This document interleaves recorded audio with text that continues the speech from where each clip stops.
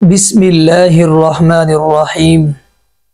معزز سامعین حضرات، السلام علیکم ورحمۃ اللہ وبرکاتہ۔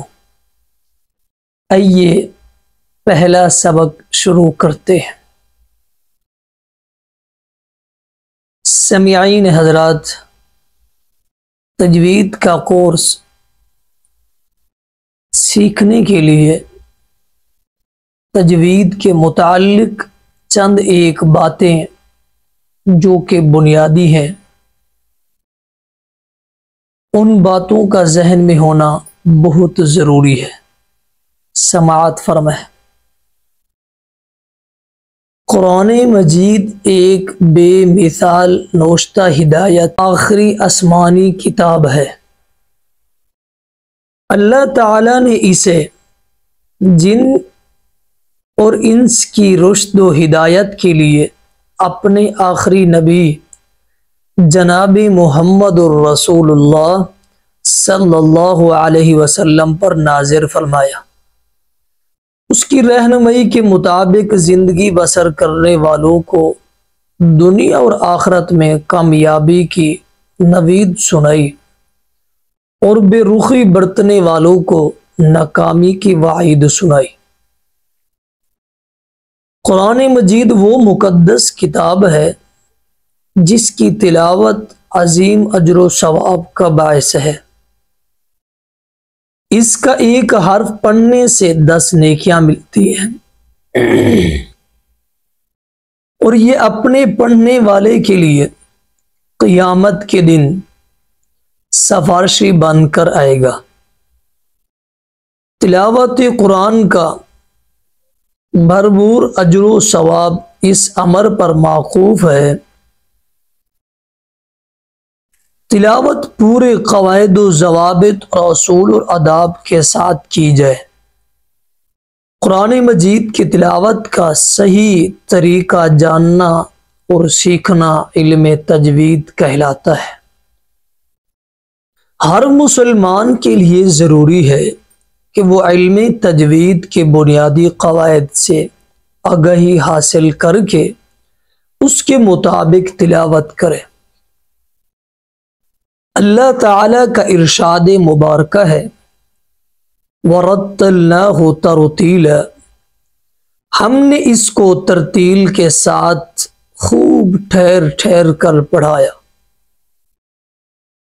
اور اپنے نبی کو بھی اللہ رب العالمین نے یہی حکم دیا، وَرَتِّلِ الْقُرْآنَ تَرْتِيلًا، قرآن کو ترتیل کے ساتھ پڑھیں۔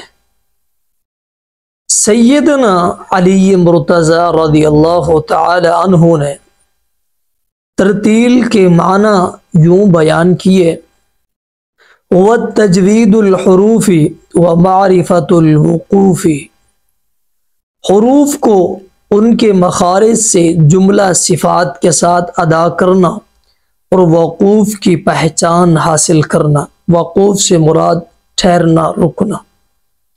سیدنا عبداللہ بن مسعود رضی اللہ تعالی عنہ فرماتے ہیں، جود القرآن، قرآن مجید کو تجوید سے پڑھو۔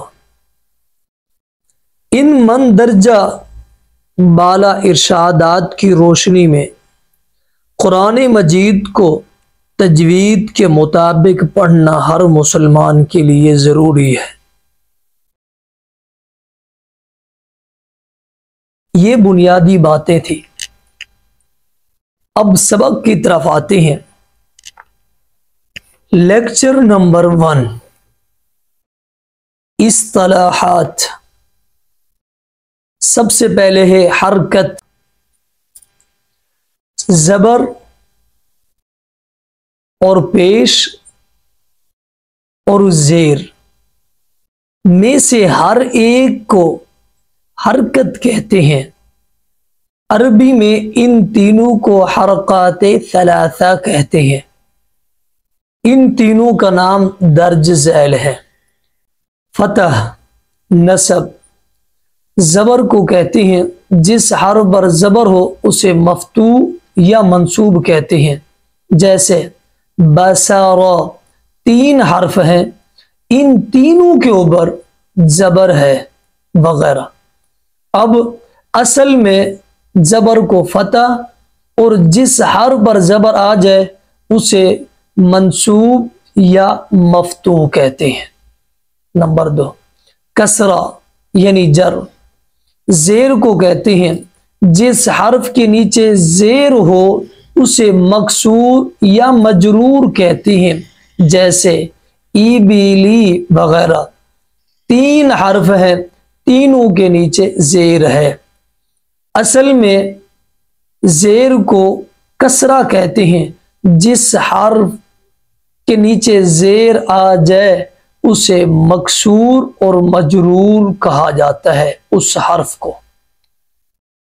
نمبر 3، ضمہ یا رفع، پیش کو کہتے ہیں جس حرف پر پیش ہو اسے مضموم یا مرفوع کہتے ہیں، جیسے رسولو وغیرہ۔ پیش کو اس کا اصل نام ضمہ ہے، جس حرف کے اوپر پیش آ جائے اسے مضموم یا مرفوع اس حرف کو کہا جاتا ہے۔ یہ تینوں حرکات ہیں، اور ان تینوں حرکات کے انداز کو اور اس کے لکھے ہوئے طریقے کو اب ذہن نشین کر لیں۔ ہمیشہ فتح حرف کے اوپر ہوتا ہے، اور کسرہ یعنی زیر حرف کے نیچے، اور پیش یعنی ضمہ یہ حرف کے ہمیشہ اوپر ہی ہوتا ہے۔ متحرک، اب متحرک کی تعریف کی جا رہی ہے۔ متحرک، حرکت والے حرف کو متحرک کہتے ہیں، جیسے تاریزو، تاریزو میں ہر ایک حرف متحرک ہے۔ متحرک سے مراد یعنی 3 حرف ہیں، تا، را، زا، ان تینوں کے اوپر ایک پر زبر ہے، ایک کے نیچے زیر ہے، اور تیسرے حرف کے اوپر پیش ہے۔